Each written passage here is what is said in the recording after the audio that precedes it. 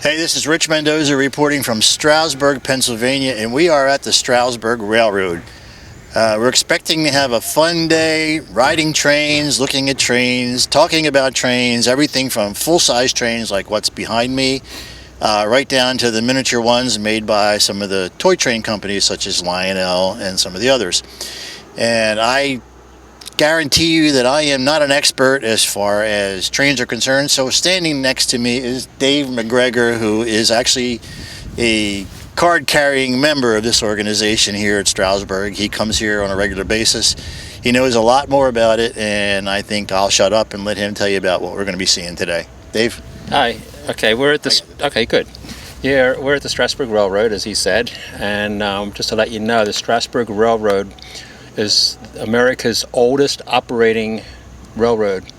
They've been licensed, they started in 1832 and have been operating continuously pretty much since then. You've been a member since 1832? No, not exactly.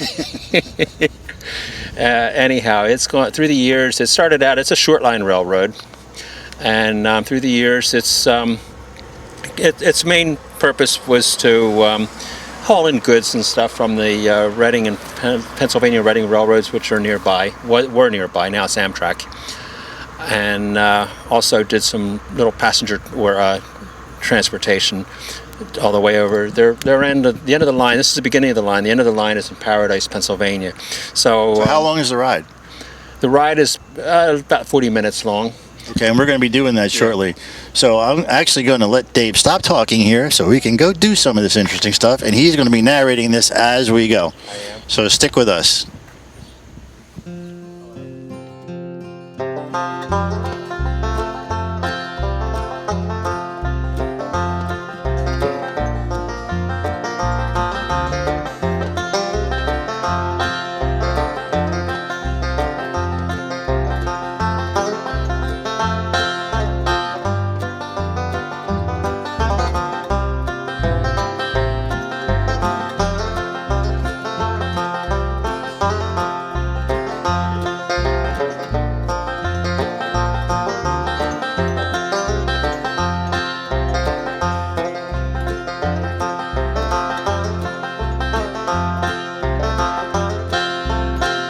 Okay, for you movie enthusiasts, the train car that I'm next to was actually used in a movie called Hello, Dolly, starring Barbra Streisand, which is probably, I haven't done my homework, I would say from the 70s maybe? 60s possibly? My assistant over there is telling me it could be the 60s.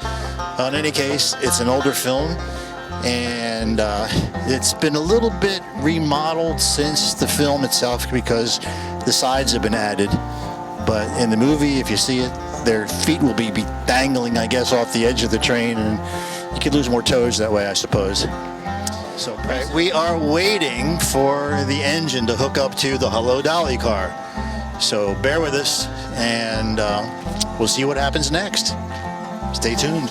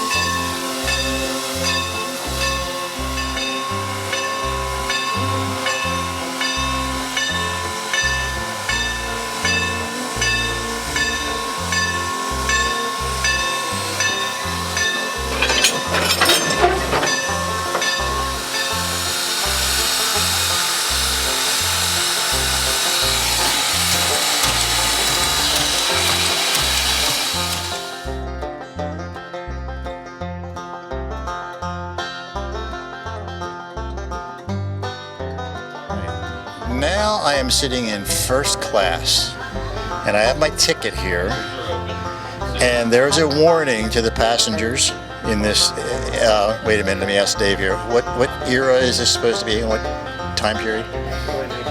Early 1900s train. So imagine riding through the Wild West in a train like this, the untamed America in the 1890s, 1900. And the warning on the ticket says, "Be alert for card sharks. Do not ride on the roof or platforms. Do not touch steam lines on the locomotive. Keep heads and arms inside the windows in case of Indian attacks. And watch your valuables and children." I'm sure I'm going to take heed to all of those warnings as we ride this today. So I'm sitting, as I said, in first class in this plush chair that would rival pretty much anybody's chair in their home. So I'm going to sit back and relax and enjoy the ride.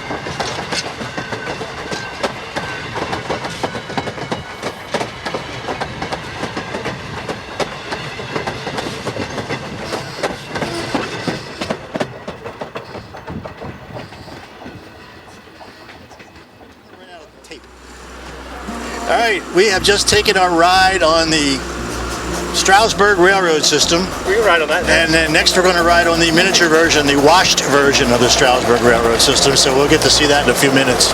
But in the meantime, sit back, relax. There's lots more to come.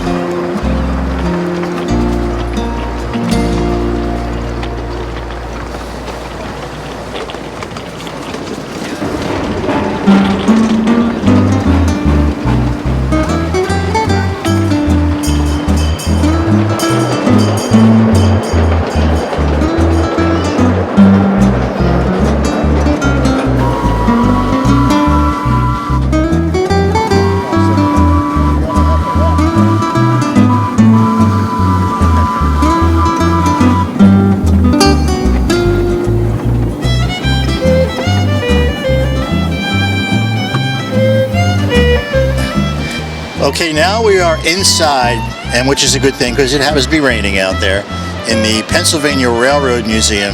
Next to me is a 1905 440 engine connected to a series of passenger cars that kind of wander towards the background there. And this is also a movie relic from what I understand. This was also used in the movie Hello, Dolly, just like the car we showed you earlier. So this museum, indoor museum now, is absolutely incredible. So let's wander around, take a look, and see what's here.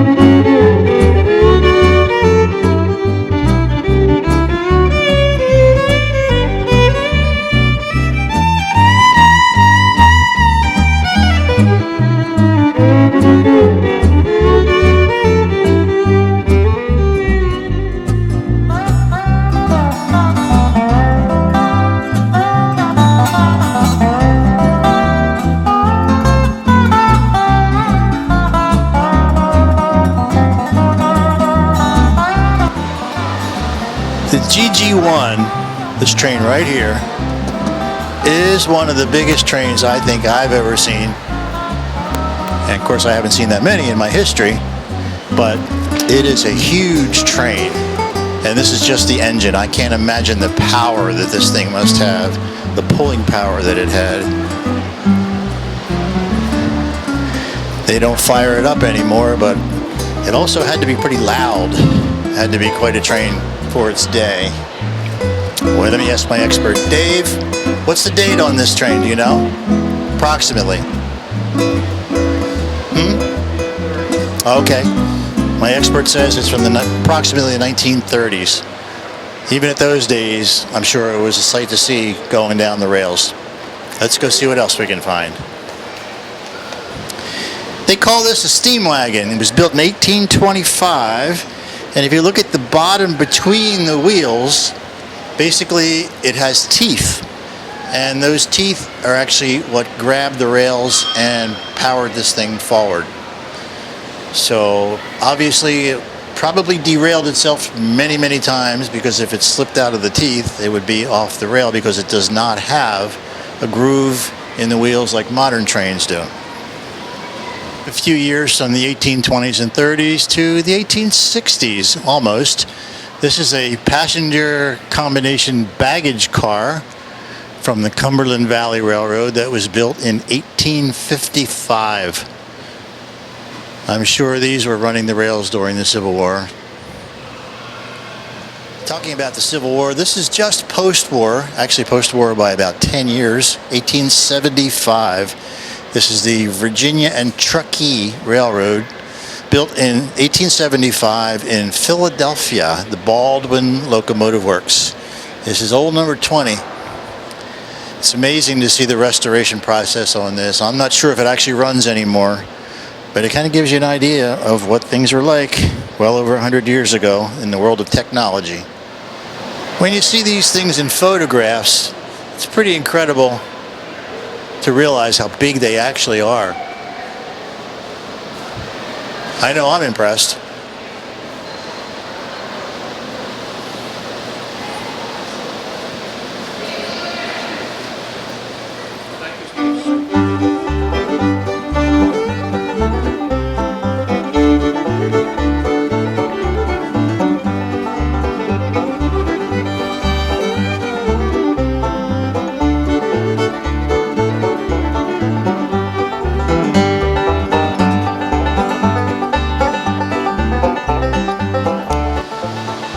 I'm hoping that this train doesn't take too long to leave, because I've got to get there. As a matter of fact, here comes the gentleman now walking in this general direction. Excuse me, sir. Just have a question for you. Do you know what time this train leaves? I think it left a half hour ago. It left already? Yeah. Just my luck. All right, I'm going to have to walk now. Let's go. Well, I missed the last train, and now I have to wait for the next one, which is 20 hours from now. So I guess I'm going to be sitting here in the station on a hard wooden seat, just waiting and waiting and waiting. I'm wondering if I walk to Philadelphia from here, I could be less than 20 hours. But I'm a little too lazy to walk, so I think what I'm going to do is just sit here and wait for the train.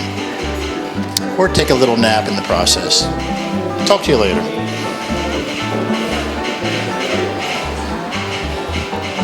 So, you just spent an entire day touring antique trains, riding antique trains, reading about antique trains, buying things related to antique trains, and you're worn out.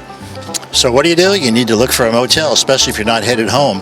And behind me, the ultimate train lover's place. This is called the Red Caboose Inn, or something. Okay, the Red Caboose Hotel. My expert over there is telling me. The Red Caboose Hotel, and there's a few Red Cabooses here and there. It costs about $125 a night to stay here, and you get to sleep in a real caboose. And only a stone's throw down the road, maybe a half a mile give or take, is the Strasburg Railroad system. So when you come, bring your pillow. This looks like a fun place to spend the night.